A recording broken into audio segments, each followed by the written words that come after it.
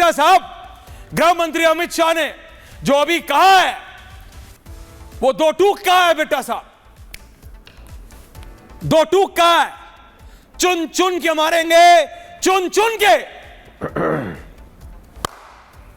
Indo पाक बेटा साहब। देखो शिवरिया जी, मैं आज ही भावनगर पे एक पत्नी के सामने उसका पति शहीद हो गया, उस मां के सामने उसका बेटा शहीद हो गया। बाप और बेटा मां और पत्नी के सामने शहीद हो गया, उनके घर गया। एक छोटा 15 साल का था, उसकी जान बच गई, कहीं झाड़ियों में छुप गया, उसकी जान बच गई, अपनी मां को लेके आया। हम चैनलों के अंदर तो कह देते हैं इतने शहीद हो गए, इतने चले गए, पर जब उनके घर में जाके हालत देखोगे कितनी बददुआएं उनसे निकलती हैं। पहली बात तो मैं इनको कह दूं, ये पाकिस्तान से जो मेरे बैठे हैं, आपने जो बुलाए हैं, इनको मैं स्पष्ट कह देना चाहता हूं, ये आज का भारत है। मैं आज शिवराज जी आपको नहीं कहूंगा कि हम जंग करेंगे, बिल्कुल नहीं कहूंगा हम पीओके लेंगे, आज बिल्कुल नहीं मैं कहूंगा। हमने जब 370 धारा ली थी, जब हटाई थी 370 धारा, तो बीजेपी के मंत्रियों को भी नहीं पता था, किसी को नहीं पता था कि सुबह 370 धारा हटेगी, सब सोए हुए थे। लेकिन एक व्यक्ति को पता था बेटा साहब, मैं जानता हूं, जाग रही थी और राष्ट्रपति जाग रहे थे। 370 धारा हट गई, अब इनका वो हशर होगा। पाकिस्तान का अवाम ये आईएसआई के दफ्तरों को घेरेगा, ये हाफिज को घेरेगा, इनके घरों में जाएगा, और ये साजिश सामने आ गई जो आपने बताया। ये आईएसआई के चीफ तख्ता पलट करना चाहते हैं, इसलिए हमला किया, इंटरनेशनल न्यूज बनाई, ये हटा के शरीफ को ये उस पर बैठना चाहते, एक माहौल बनाया। पर याद रखना, जिस तरीके ने कहा अमित शाह जी ने, ये आज का भारत नरेंद्र मोदी की सरकार है, इसका जवाब देंगे, कब देंगे, कैसे देंगे, इस बहस में मैं नहीं पढ़ना चाहता। हिंदुस्तान इनका वो जवाब देगा, इनकी आने वाले नस्लें याद करेंगी। बेटा साहब, लेकिन काम भी इन्होंने ऐसा ही किया। बेटा साहब, बहुत मौके दिए आपने इनको, बहुत मौके दिए कि अब सुधर जा, अब सुधर जा। ये भी याद रखा कि 47 से पहले सब एक थे, ये भी ध्यान रखा कि इनको जीने के लिए तंबू हमने दिया, ये भी ध्यान रखा कि इनको जिंदा रहने के लिए खाना पानी सब हमने दिया। लेकिन इनकी हरकतें ऐसी नहीं है बेटा साहब, इनकी हरकतें नहीं है। आप ठीक कह रहे हैं, सरकार देखेगी अपने आप कब क्या सही समय है इनके खात्मे का। लेकिन बेटा साहब, अब समय आ गया है एट लार्ज कि खत्म किया जाए इस नासूर को दुनिया के नक्शे से। बेटा साहब, कैंसर की बीमारी खत्म कर दी नरेंद्र मोदी जी ने।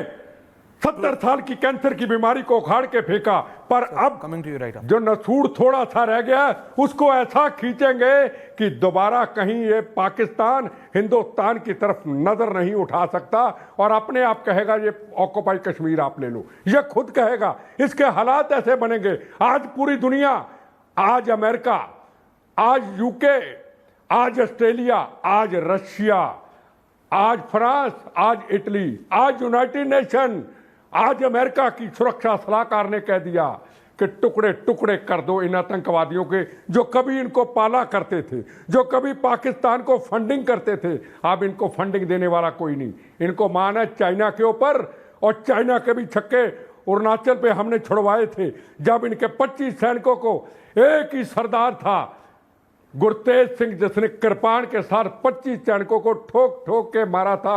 ये वो आज का हिंदुस्तान है। आज किसी को पूछने की दिल्ली से जरूरत नहीं है, आज हिंदुस्तान एक है, और हिंदुस्तान के अंदर आज हर व्यक्ति ने, नौजवान ने इजराइल की तरह मौत का कफन बांध लिया और कह दिया हम मरे या अब जिंदा रहें, इजराइल की तरह साफ करके रख दो आज पाकिस्तान को।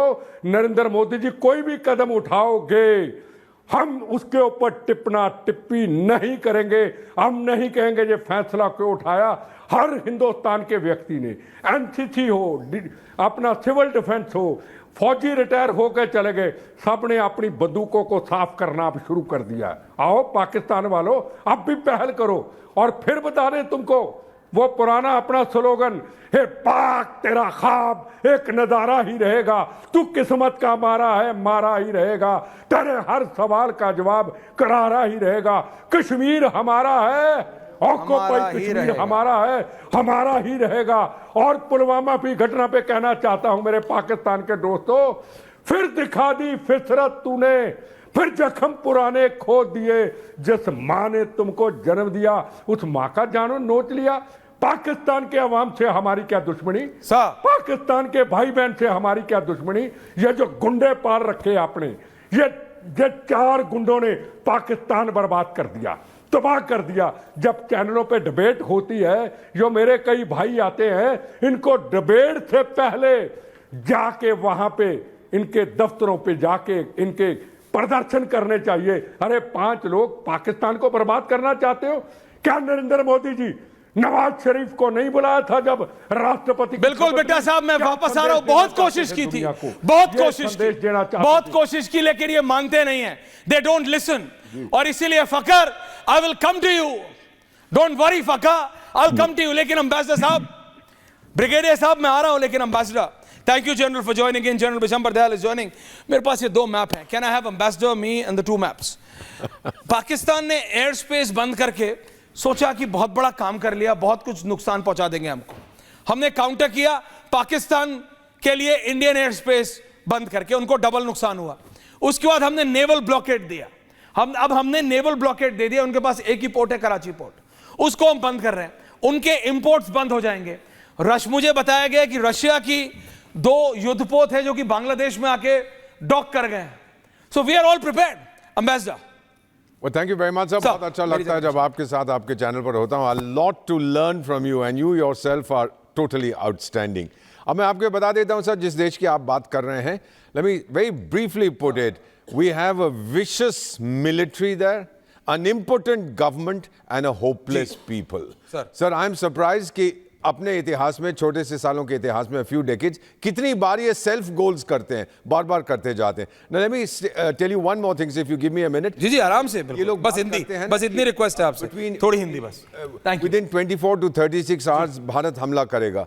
सर, इसको हमें डिप्लोमेसी में सिखाया जाता है, कॉर्पोरेट अफेयर्स में इसको हम प्रीटेक्स्टिंग कहते हैं, कि यू इन्वेंट अ थ्रेट, आप आविष्कार करें एक कोई आपके ऊपर आपातकालीन स्थिति आने वाली है, अ थ्रेट यू इन्वेंटेड, और फिर आप कहें देखो जी मैंने उसको ब्लॉक कर दिया, देखा भारत हमसे डर गया, उसने हमला नहीं किया। और टाइगर हमने कब बोला है कि हम हमला करने वाले हैं? ये तो आप अपनी तरफ से इन्वेंट कर रहे हैं, इसको प्रीटेक्स्टिंग कहते हैं। और फिर जो लोग वहां पे हैं, where is this fellow, this mad मुल्ला मुनीर, जो मुझे बताया गया है, and I am sure that जो आपके कॉलीग्स हैं, जो हमारे पार्टिसिपेंट्स हैं फ्रॉम अक्रॉस द बॉर्डर, वो बताएंगे। Is he hiding in Turkey? Is it true that his family has gone to the United States? Confirm or deny, sir. अगर है वहां पर तो बाहर क्यों नहीं आता सर? इतने सोशल मीडिया पे आजकल हैशटैग चल रहा है, सैक मुनीर।